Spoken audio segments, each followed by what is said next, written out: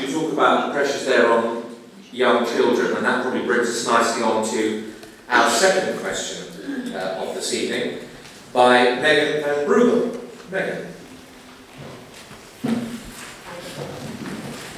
Hello. Hi. Is it appropriate to test 4-year-olds before they have even managed to settle into school? And when there are 6 providers, how will the baseline results provide a national measure? Samantha Pancheri.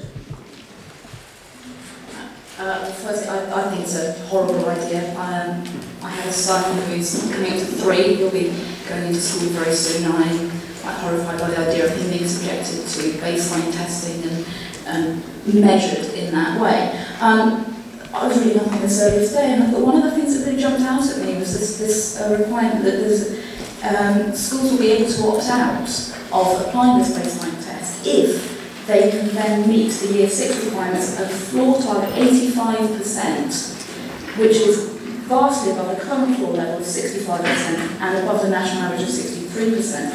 And that if they don't then reach that 85% floor target, they'll be deemed failing, which, as we all know, puts them at risk of forced academy status. And I think that's another, it's just another tool for bringing in more academies, which, you know, vastly people, parents, pupils, staff are opposed to for a multitude of reasons, which I'm sure we'll get onto shortly. But beyond that, also, I think it feeds into this schoolification of early years. We're not allowing young children to be young children.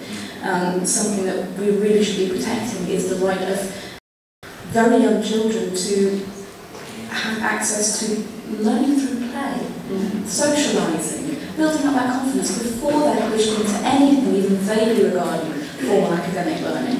And that's not what this baseline testing is going to do. So we're vastly opposed to this.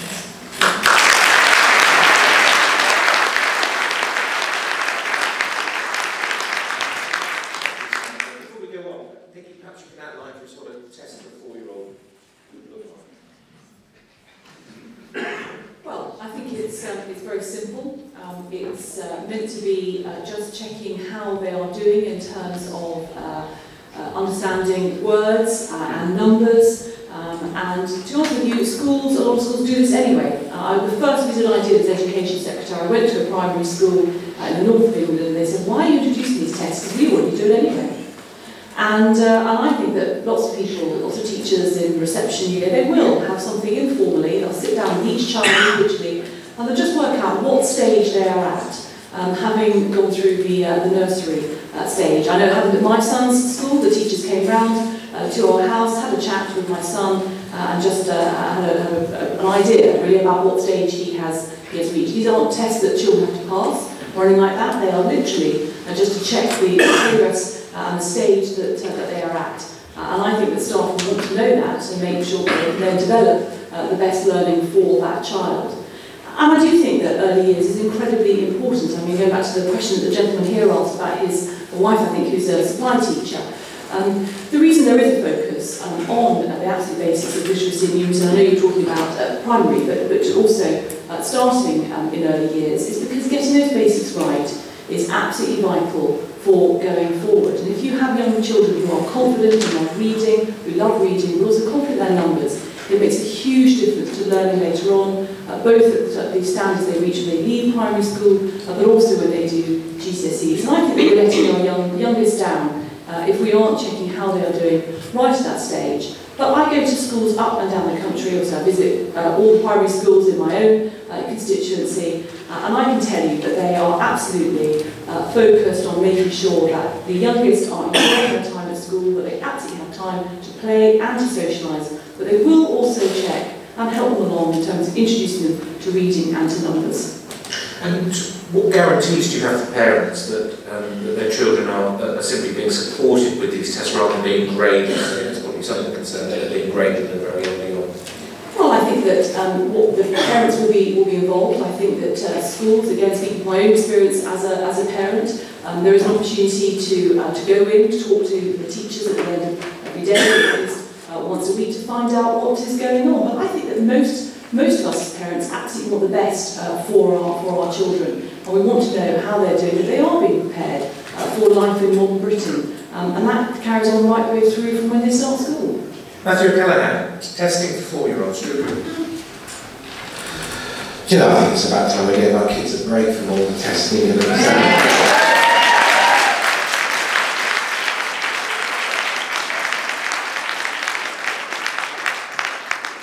And this is not self-interest, I'm bloody good at exams. I mean, my finals, I had 3 years at Birmingham University, and I crammed for the last 4 weeks, didn't go to many of the lectures, but I bloody good set the notes for my mate, Mike Maneri, and I got there. But I just fear for those kids. And there were kids at school who were, I think, smarter than me, better than me, cleverer than me, and who didn't get through because they were petrified whenever the word exam or test or whatever came in. And how many kids are in that process? 4 years old comes into school. And let's look at, for example, Japan, for example, where I spent some time. Those kids, right at the early age, are put on what they call the escalator. They're tested and they're channeled into performance. And if they do well, then they get on to the next, the best school. And then when they get on to the best school, again they get into the best high school, and the best high school, the best university, and all the rest of it. And you can see the stress and pressure on those kids. I don't want that. And I look at other countries. Why in Sweden, for example, do kids start much later than ours? And yeah, they seem to do quite well. And I look at that contrast. No, I'm sorry, but I'm going to rely on the professionalism of teachers to find out if kids do well or not.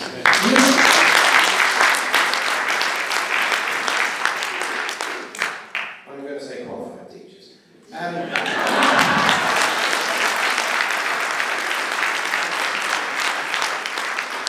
guys have studied the subject. You know what the kids can do. You've studied the methodology and all the rest of it. You know if a kid's failing or not, you know if a kid's being pushed or not, or needs extra. I'm going to rely on you guys. And so at 4-year-olds, you've been teaching for some time. You know what kids are doing well and what are not, what kids, and you know the parents, their background and the rest of it. I'm going to rely on you guys. Who are these exams and tests for? They're mainly for the Department of Education and other people. They're not for the kids. I'm sorry.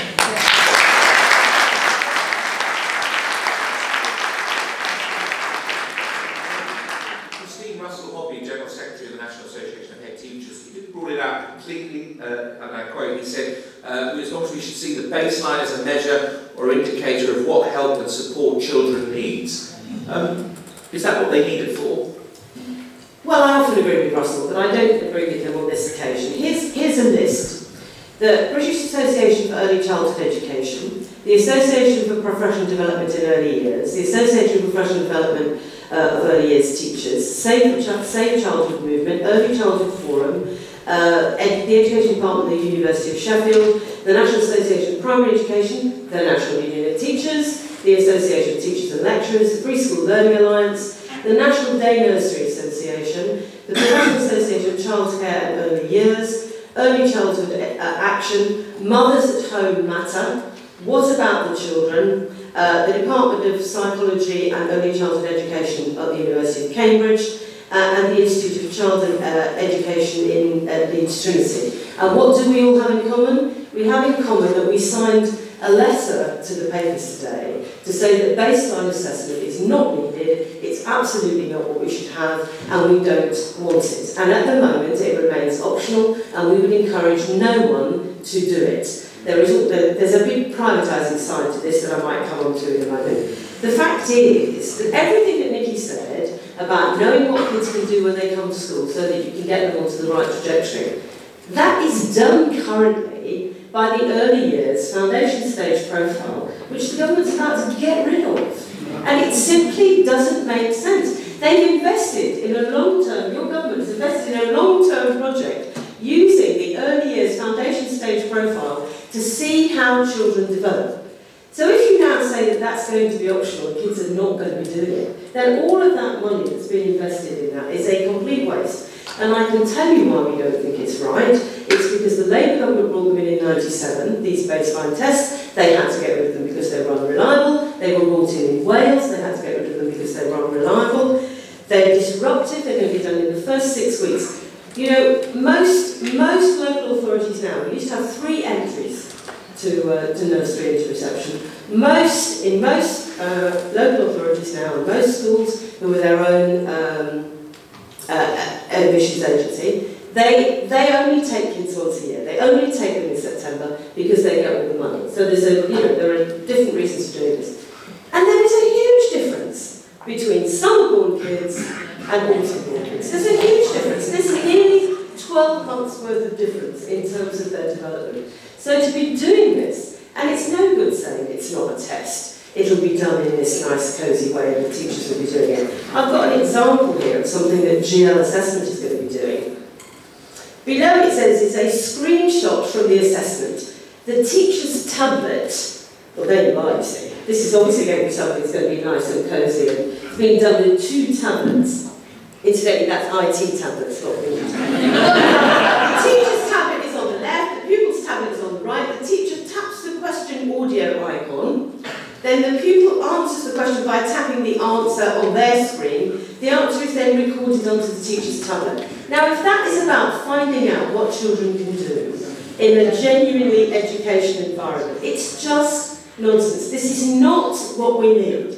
I mean, the fact is the early years foundation stage profile is a lot of work, as anyone who works in the early years will tell you. It's a tremendous amount of work. And we have real issues with it. And actually, we should be spending more time on doing those kinds of things. So we genuinely believe that it's the wrong thing to do, it's disruptive, it's going to be done in the first 6 weeks, when we've got this huge developmental difference. It's statistically invalid, because those value-added judgments against which they'll be scored in year 2 are such a long way away. It's harmful to children's well-being, because it's no good saying it's not about passing and failing. If it's being done on a tablet and they're having to tap the answer, they will know whether they've got it right. Christine, I want to give the other panelists a chance to okay. And finally, before we do. And finally, when they arrive, there will be a distortion of other early years practice in other places, and there will be a distortion for parents who will believe that they've got to do things at home, which actually we don't think they should do. Nicky, do you want to just come back on that?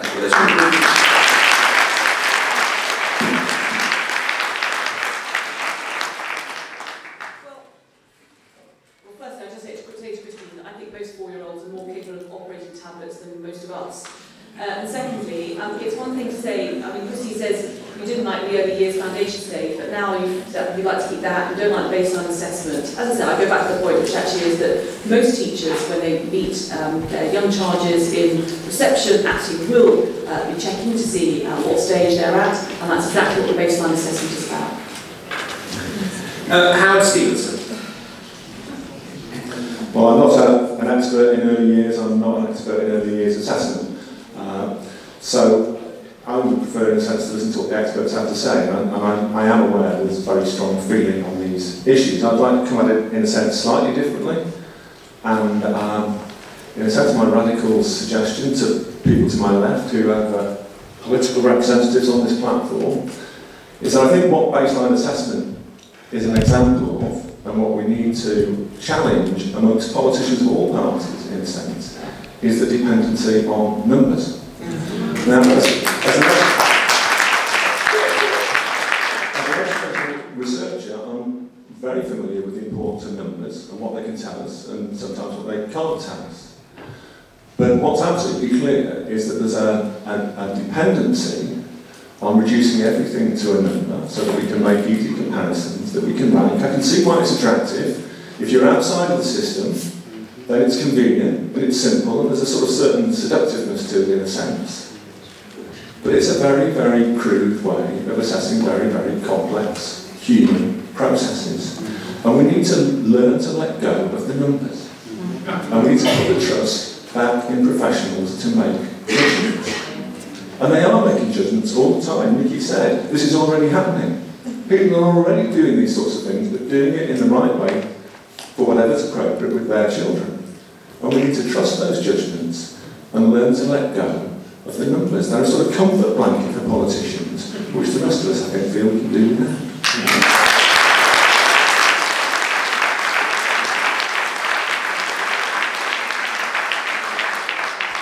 Carol, I wanted to rush you just to keep an eye on time. Can I get a quick thought from you on that? Well, and then I'll come to your next question. I've agreed with a lot of the comments that I've heard from my fellow panelists, and as a mother and a grandmother, I think it's absolutely appalling that people are even contemplating doing this, and also I find it appalling that this is going to be privatised. that our tax money is going to that. I trust teachers. When did we let the bean counters take control? We need to bring back some of the qualitative processes that are those sort of things that Howard is talking about. We're talking about our young children. Anyone who's brought young children up knows that they learn through play and that we need to adopt different approaches to this. This is a hammer to smash an egg, as far as I'm concerned. And we should be very concerned about this, and we should actually be quite angry about it, because we're introducing more stress into already stressed families' lives.